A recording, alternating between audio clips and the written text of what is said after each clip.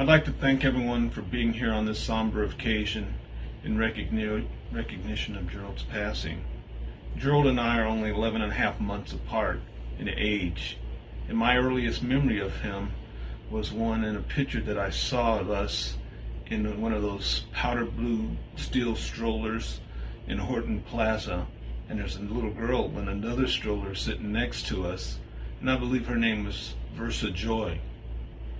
Gerald was mild-mannered and pretty conscientious of others, and that was brought home to me by a young man who remembered Gerald from grade school, he was a missionary in Africa at the time. This was only a few years ago, and he related how he, as a white boy in Glenshire Park, in Jenna Place over in the back corner, how Gerald used to protect him from bullies.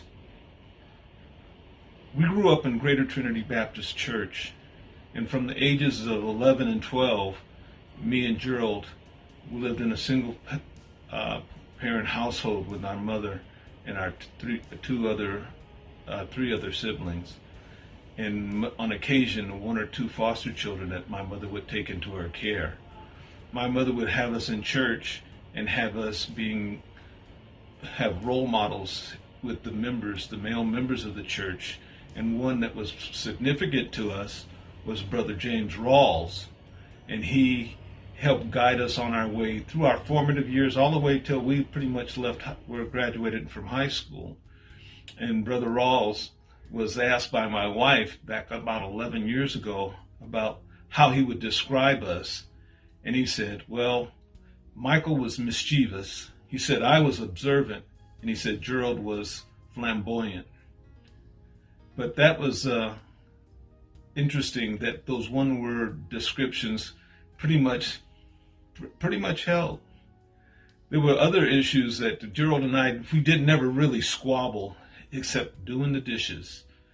And that was the only reason we squabbled, was especially if we were out of dishwashing liquid or laundry soap, whoever washed the dishes had to use a bar of soap. And so Gerald and we pretty much did the dishes till we left home, and that was pretty much going into our last year of high school when we went to go live with our Aunt Lizzie, because she was a widow and matron over at Memorial High School, junior high school. So if Gerald would be really upset with me if I was to relate to him how we ended up with that task. He was an infant, and I remember I, as a toddler, would pull the chair up to the sink and climb up on it and try to help Mom wash the dishes. And so later on, I guess Mom figured out, well, they're old enough not to break my dishes or to lose my flatware. So we ended up with that chore till we left home. But in closing, my mother and my grandmother were very kind-hearted and tender disciplinarians, and it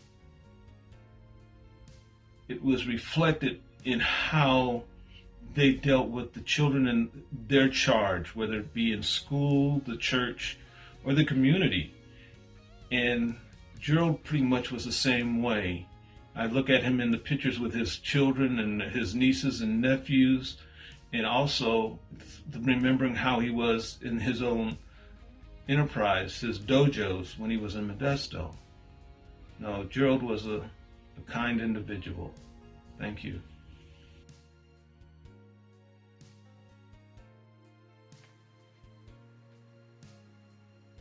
Hello everyone, my name is Byron Roberts.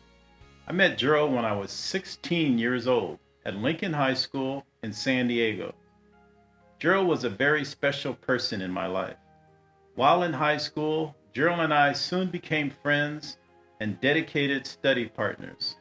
We spent many days and nights at our public library, studying hard and looking forward to graduation day. As you can imagine, at 16 and 17 years old, Gerald and I explored what life had to offer. Gerald and I had great parents though, and with their belts and prayers, Gerald and I did not get into a whole lot of trouble. But instead, We both moved on to raise our own families with jobs in the corporate world that we had studied so hard for at the library. Gerald and I shared many adventures, laughs, and great fun. We both went on to become accomplished black belts in martial arts. Neither one of us was a comedian, but we managed to entertain ourselves with great laughter. After our high school graduation, Gerald and I went on to become roommates in our first apartment for $80 a month in the early 1970s. That was just $40 from each of us to pay rent. Wow. Anyway, study, laugh, and laugh some more is what I remember most about my friend Gerald.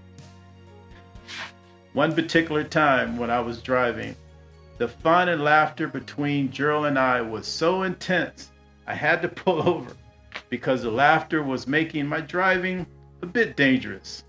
I pulled over in what was my first car at the time, and the laughter was so intense, the car could no longer contain us. After pulling over, we opened the doors, poured out of the car, and continued with a laugh session that lasted for at least the next 20 minutes or so.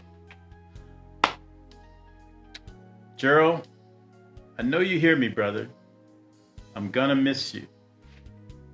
You were an awesome person and an awesome friend. Rest soundly and rest in peace.